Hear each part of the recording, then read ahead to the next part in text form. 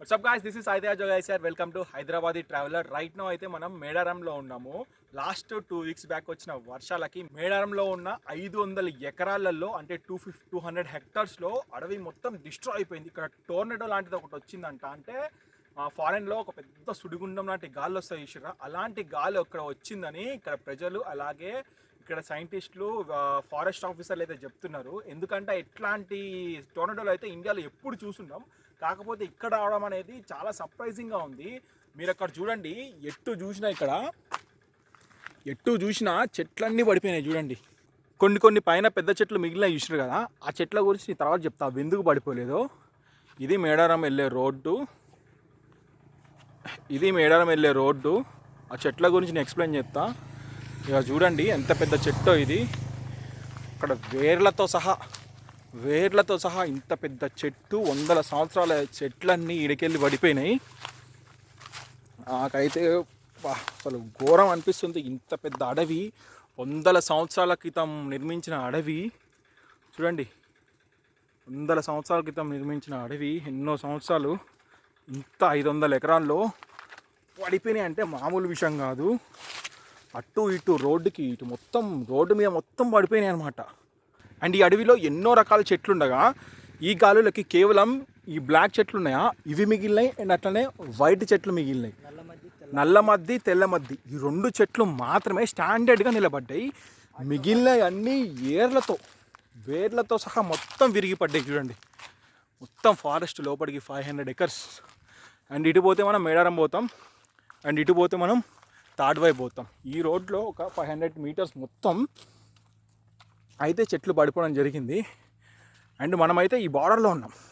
ఎక్కడైతే one side బార్డర్లో ఉన్నాం, ఏడైతే చెట్లు పడిపోయినాయో ఆ సైడ్ ఒక సైడ్ బార్డర్లో ఉన్నాం, ఇంకో సైడ్ బార్డర్ అట్టుంది చూడండి. ఎక్కడ చూసినా మొత్తం పడిపోయినాయి.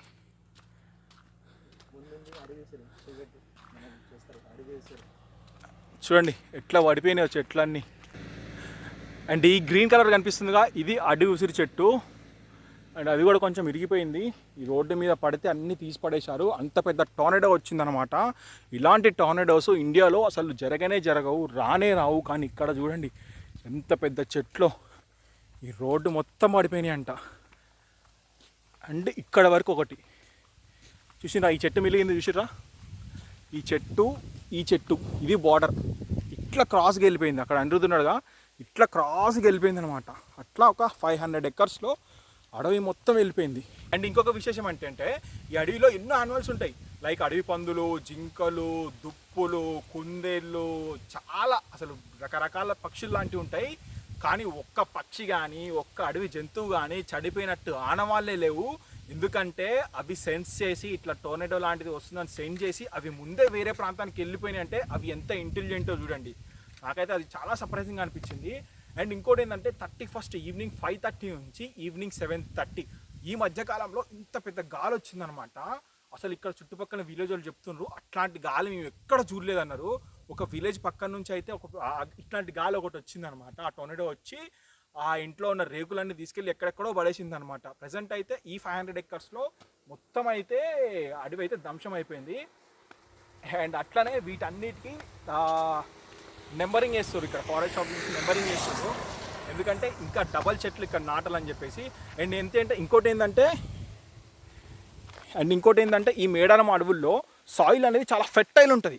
చాలా ఫెర్టైల్ అంటే న్యూట్రియంట్స్ అన్నీ పైనే ఉంటాయి. సో న్యూట్రియంట్స్ అన్నీ పైనే ఉంటాయి కాబట్టి వేర్లన్నీ పైనే ఉన్నాయి చూడండి. వేర్లన్నీ పైనే ఉంటాయి. ఇక్కడ చెట్లకి వెళ్ళి ఇక్కడికి వెళ్ళి పడిపోయిందిగా. వేర్లన్నీ పైనే ఉంటాయి. దీనికి కావాల్సిన ప్రోటీన్స్, విటమిన్స్ అన్నీ ఈ కింద నుంచి వస్తాయి కాబట్టి సాయిల్ లోపలికి వేర్లు పోకపోవడంతో సో అట్లా పడిపోయినాయి అన్నీ కూడా రీజన్ కూడా ఉంది. కాకపోతే ఇంకా అసలు ఎందుకు పడిపోయినాయి, కేవలం ఈ 500 ఎకర్స్లో ఎందుకు పడిపోయినాయి, అసలు ఎట్లా వచ్చిందని సైంటిస్టులు కూడా కనిపెట్టలేకపోతున్నారు. సో ఫ్యూచర్లో దీని మీద ఒక కమిటీ వేసిర్రంట. ఈ committee central committee, environment committee, forest committee లాంటిది కమిటీ అయితే ఇంకా ఇక్కడ సాయిల్ టెస్ట్ చేసి ఏం జరుగుంటుంది అండ్ శాటిలైట్ ప్రకారం గాలులు ఎట్లొచ్చినాయన్న దానిపైన ఒక సర్వే చేసి ఒక కమిటీ రిపోర్ట్ అయితే ఇవ్వబోతుంది. కాకపోతే ఇదైతే ఒక పెద్ద డిజాస్టర్ అనమాట. ఇంత పెద్ద చెట్లు, ఇట్లా నేను ఇట్లా పట్టుకున్నా నా చెయ్యి సరిపోలేదు. అట్లాంటి చెట్లు ఇక్కడ కొన్ని వేలల్లో అంటే వేలల్లో పడిపోయినాయి. చూడండి ఎంత డీప్, అసలు మనం లోపలికి పోనీకి కూడా లేదు అసలు, అంతా అట్లా పడిపోయినాయి. కాకపోతే కేవలం 2-3 రకాల చెట్లు అయితే స్టాండర్డ్గా నిలబడ్డాయి. అవి చూస్తారు కదా, నల్లమద్ది, తెల్లమద్ది, ఇది సిల్ల చెట్టు, నల్లమద్ది, తెల్లమద్ది, సిల్ల చెట్టు అండ్ అట్లనే తునికి చెట్లు. ఇవి మాత్రం స్టాండర్డ్గా ఆగినాయి. వీటి కొమ్మలే ఎరిగిపోయినాయి తప్ప అక్కడక్కడ ఈ నేను చెప్పిన చెట్లన్నీ పడిపోయినాయి తప్ప మిగతా చెట్లన్నీ పడిపోయినాయి. ఇవి అయితే స్టాండర్డ్గా ఉన్నాయి, అంటే అంత స్టాండర్డ్ అనమాట ఇవి. మొత్తానికైతే చాలా బాధ. ఎన్వైర్న్మెంట్ లవర్స్ అందరికీ ఇంత ఫారెస్ట్ మళ్ళీ రీక్రియేట్ చేయాలంటే ఎన్ని వందల సంవత్సరాలు పడుతుందో. మీరు ఇన్ కేసు ఒకవేళ మేడారం వస్తే మీకు ఇక్కడ కనపడతాయి. అండ్ అట్లనే మేడారం వస్తే ఎంత గ్రీన్ ఫారెస్ట్ ఉంటుంది, టిక్ ఫారెస్ట్ ఉంటుంది, నేచర్ ఎట్లుంటుందో మీకు అర్థమవుతుంది. అండ్ ఇక్కడ చూడండి, అంత పెద్ద చెట్లే ఆగలే, ఈ స్తంభాలు ఆగుతాయా, గింబాలు అన్నీ ఇరిగిపోయినాయి. మళ్ళీ కొత్త లైన్స్ వేసిండ్రు వీటన్నిటికీ. చూడండి అన్నీ కొత్త స్తంభాలు వేసారు, మిగతా అన్నీ పగిలిపోయినాయి. ఇటు మేడారం, ఇటు తాడ్వాయి, ఇటు నుంచి లెఫ్ట్ కొడితే బొగతా వాటర్ ఫాల్స్ వెళ్తాం. చూడండి ఎంత డేంజరస్గా అయిందో. ఆ టైంలో ఒక మనిషి కనుక ఉన్నాడా కథమే, ఆ మనిషి లేపుకెళ్ళి ఎక్కడ పడేసేదో ఆ గాలి అయితే. ఇక్కడ ప్రజలైతే ఘోరం భయపడ్డారంట, అంత పెద్ద సప్పుడు వచ్చిందంట. అట్లాంటి సప్పుడు ఎప్పుడు చూడలేదు వీళ్ళు ఇక్కడ. చూసారు కదా ఎంత పెద్ద డ్యామేజ్ జరిగిందో ఇక్కడ.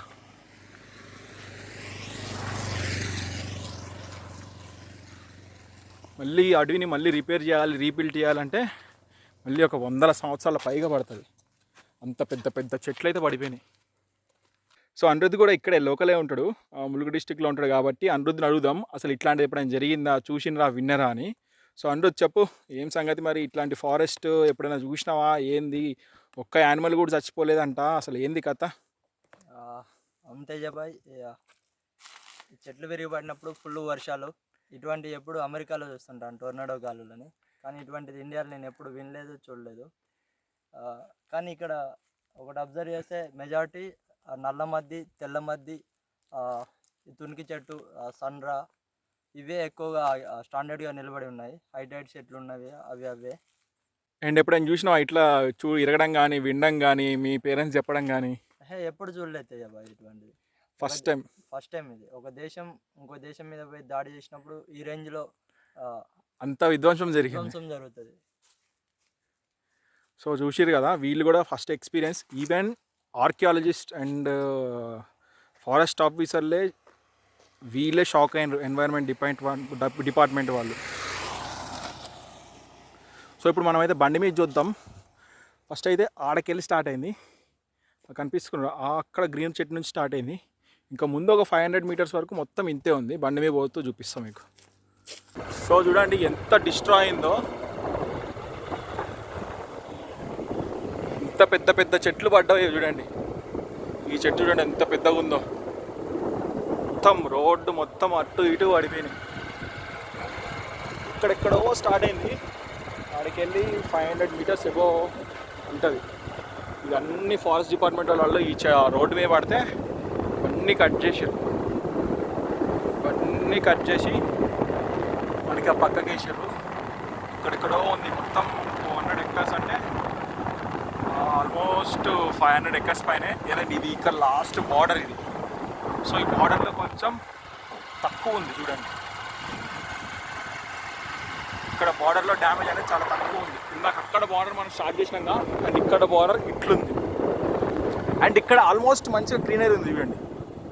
ఇది చూడండి ఎంత గ్రీనరీ ఉన్నాయో, చుట్టూ చెట్లు. ఇదే విధంగా అక్కడ మనం చూసినాం కదా ఇందాక, అట్లా ఉండేది లొకేషన్. ఇప్పుడు ఈ లొకేషన్ ఎట్లా చూస్తారు మీరు, సేమ్ ఇదే విధంగా లొకేషన్ అయితే మనకు ఆడ ఉండేది. ఎంత బ్యూటిఫుల్ ఉంది కదా. సో అన్ని చెట్లు, అన్ని పురాతనమైన చెట్లు, ఎన్నో వందల సంవత్సరాల చెట్లు అయితే పడిపోవడం జరిగింది.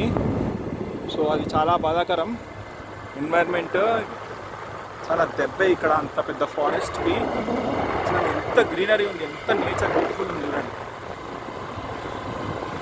ఎంత బ్యూటిఫుల్ ఉంది కదా, అదంతా డిస్ట్రాయ్ అయిపోయింది. సో ఇదనమాట మేడారం అడవుల్లో జరిగిన టోర్నడో యొక్క విధ్వంసం.